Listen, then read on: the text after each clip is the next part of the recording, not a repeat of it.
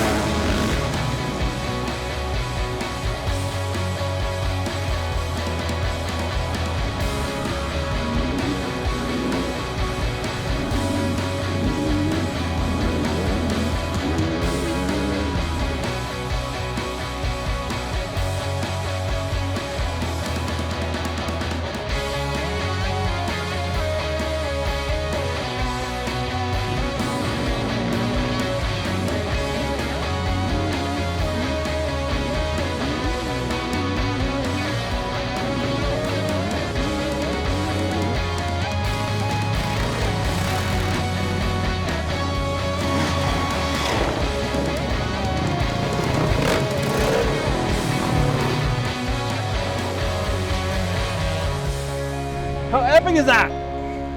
Some people like wish for chocolate cake for dessert. Look, Sweeney. Woo!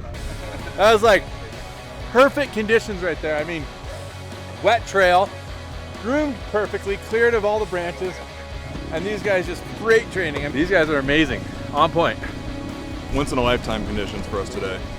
Electric thunderstorms last night, and then the perfect amount of rain, so we call it chocolate cake. It's a chocolate cake day. This is the best single track I've ever ridden in my life. If you can ride right behind your buddies and follow their lines, you can get out in front and rip. I've never experienced anything like it. There's something around every corner that you don't know what it is, and you get to go figure it out at speed, and I'm having a blast. So I can't wait to keep riding this stuff. It's awesome.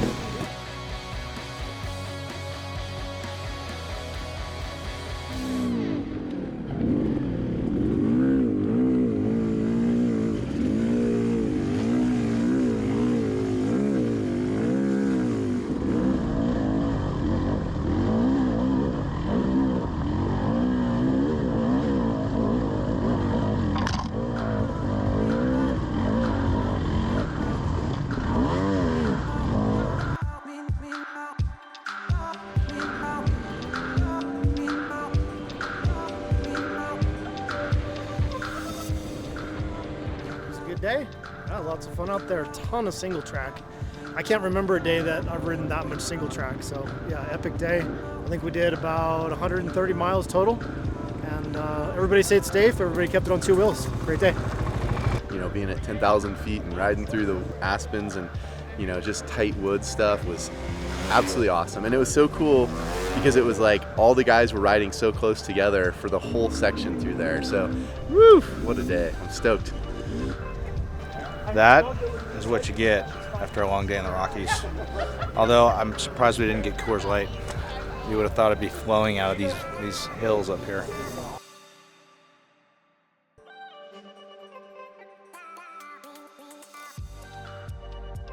Uray, right? How can you say anything other than it is spectacular? I mean, just where we stay, it has a sign that says, "Welcome to the Switzerland of America," and it's true. I mean, when you ride into this canyon and you just see the vertical all around us, it's spectacular. Right outside of here is the $1 Million Highway, which we're gonna ride out through today. And overall, I mean, Colorado has a lot of features that are pretty amazing. We're gonna get up above tree line today and hit some passes, probably up 12, 13,000 feet. Have a great time with it.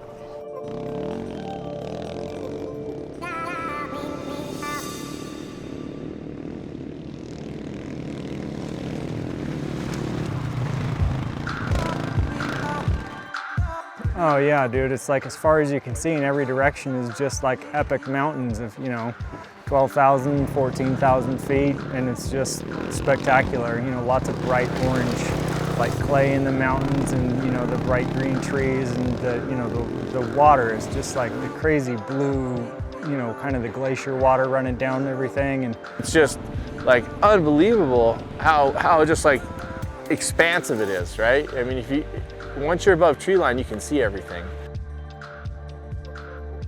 This is prehistoric terrain right here. Top of the world, loving it. We're above tree line. We're at 12,930 feet. We're on California Pass. Enjoying the view from the peninsula here, the point. And we're gonna head down towards Lake City for a hop on some single track.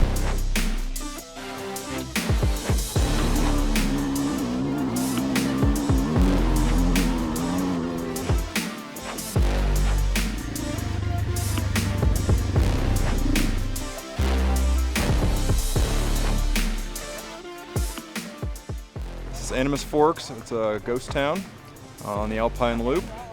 It's a really good place for us to stop, gas up, take in the sights, think about our history before we head on into Lake City. I don't think it gets much more pretty than this place.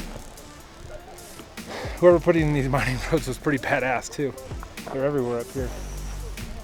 So typically, and this is what we've learned from other mine tours, is they would use summers for prep and pack, and they would use the winters and they would go into the mine shop. Because once they're underground, the temperatures stay the same, so they would winter underground do the mining, and they'd use the summers to pack in and pack out.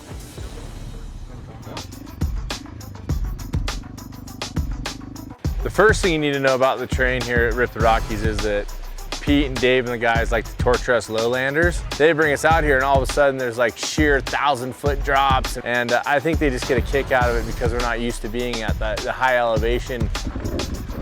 Prefer stay close to the mountain.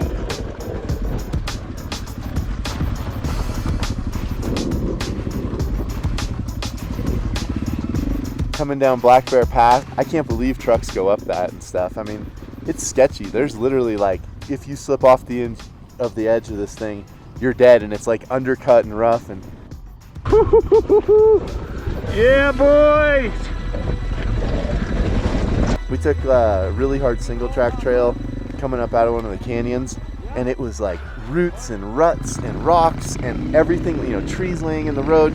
This group is so rad to ride with. I had such a good time. So glad I got to do it. I can't wait to sleep tonight because I am whooped. We're in the middle of the Rocky Mountains where we're at, and I'll tell you, it's pretty gnarly riding dirt bikes up here. This is a real deal. Spending my whole life basically riding dirt bikes in Southern California and Baja doesn't really prepare you for the Rocky Mountains.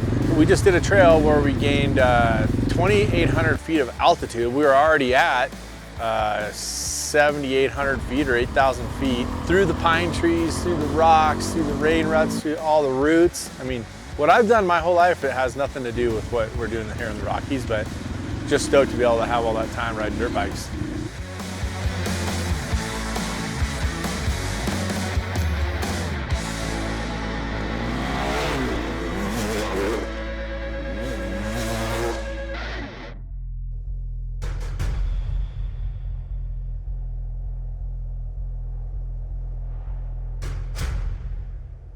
We're gonna go ride Nate Creek Trail, Lou Creek Trail.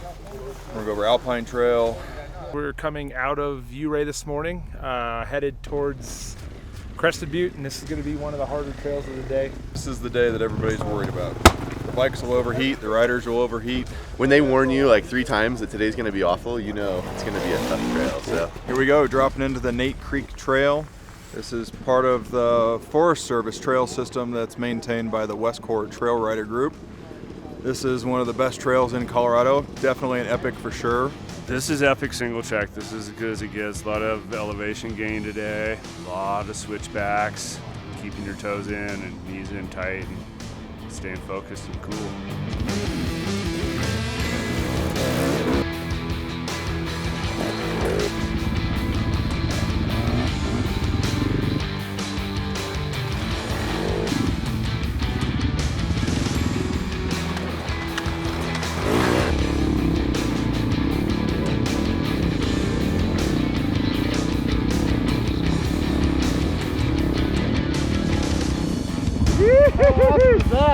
That is what I call fun single track. Here in the Rockies, there's trail groups that come out and work on the trails. The government certifies the trails. Like there's trail signs that says, okay, this trail is for UTVs and ATVs, motorcycles, mountain bikes, and hikers. And it's incredible that you can go up to all these elevations. I mean, we're gonna ride single track over 11,000 feet, and people are up there maintaining, cutting with chainsaws, whether it's a blowdown or fire damage or dead trees. And these guys have to ride with chainsaws and clear the trail, and what goes into making these trails rideable all the time is stunning. I mean, it is stunning.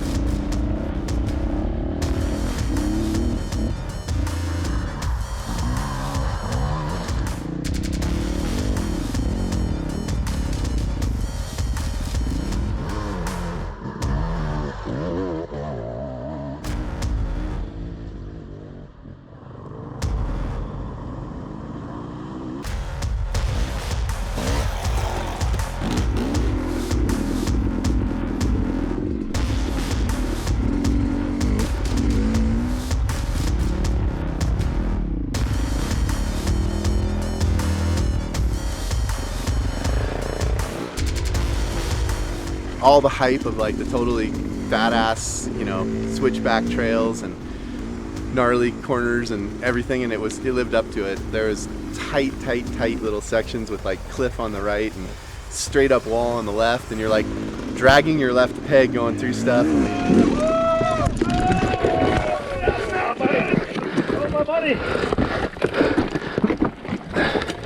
I wouldn't have done that if you hadn't all been there, I promise.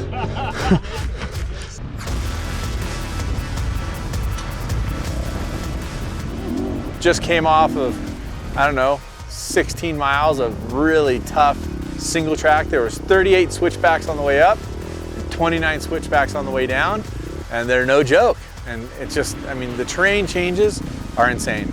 Dude, honestly, it was the most fun riding. Like everything that I love about riding was out there, and there was tons of it. That was a banger. We got up early and got through something together. Lots of switchbacks, lots of altitude. Everybody rode that extremely well, but we did it as a team, so it was awesome.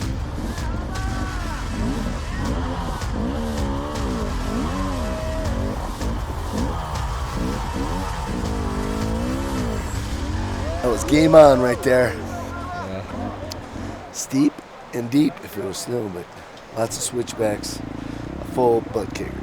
Right up my wheelhouse. Nothing but single track, switchbacks. So good. It hurt so good. Want to wheel some bikes over? Wheel some bikes over? Come on. Aren't there more bikes?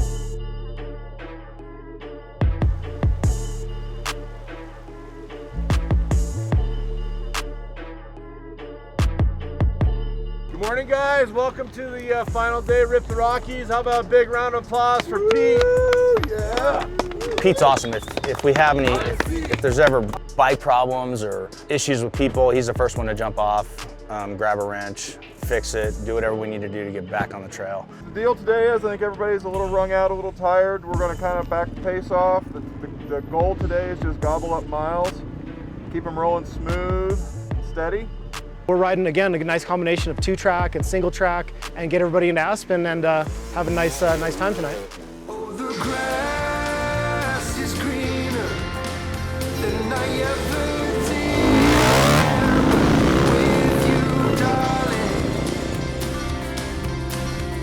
I think the air is cleaner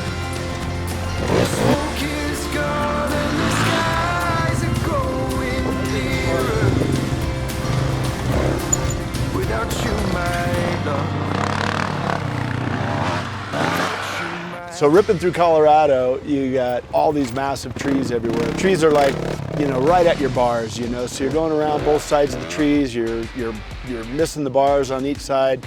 Every time you turn a corner, every time you cross out of the trees and back into the trees, it's like Yahtzee. You have no idea what you're gonna get.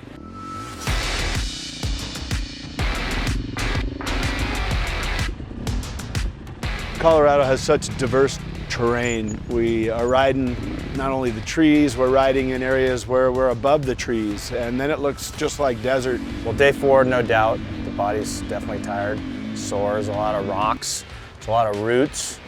We're not used to that where we're at. Yeah, it's a completely varied terrain. There's a lot of single track. We go kind of trying to hunt out that single track.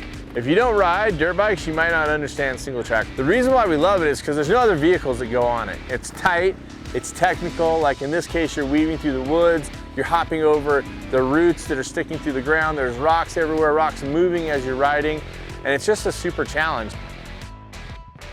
You saw the shot where Cripe went off to the side trying to go on the sideline, was stuck, so I ended up going up through all the rocks right here, which is the same that Palmer did, right? Palmer, you rode the rocks? The rocks, baby. Yeah, and then we saw Chapin go around to the side. We'll see what these other guys do when they come up. Unfortunately, Bobby has a broken chain, so they're down there working on that right now. It's not a broken chain. He smashed a rock, bent the chain guide, it came off, then pulled the link apart.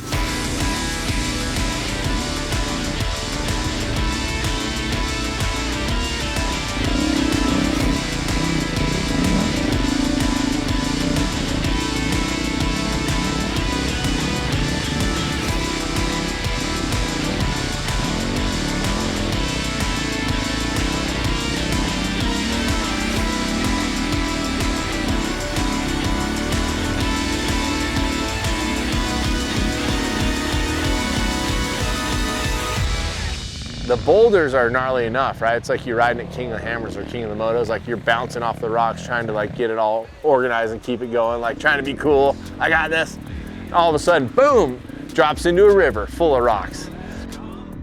Now you're riding up the river full of rocks and like everybody's like, oh my God, this is so gnarly and so fun at the same time.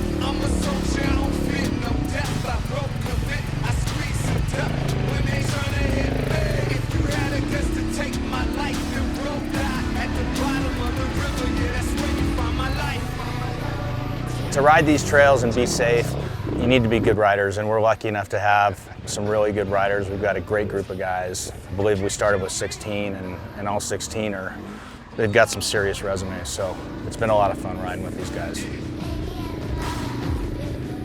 Gorgeous here, riding in the trees.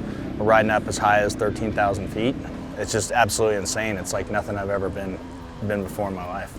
Rip to the Rockies, definitely one of the baddest rides I've ever been on with the DA. Well, obviously, it's always a good feeling for me to come down Aspen Mountain, look down in my hometown of Aspen, bring all my boys into the hometown and have some fun and good dinner, and we'll wait for next year.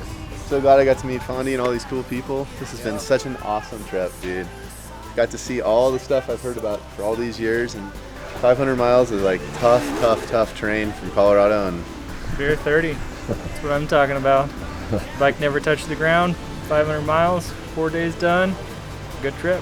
Overall, I think the Rockies, the elevation, the tough trails that Pete laid out, yeah, got me working. So anyway, stoked to have it done, stoked to be in Aspen. I spent a lot of years here for Winter X Games. It's fun to end Rip the Rockies here, and I think everybody's chomping at the bit to just kick back for a few minutes. It feels like all we've been doing is pounding rocks and single track for 4 days, which I think we have been. It's awesome. Thanks for joining us for the ride. Good times all around. Be safe, everyone.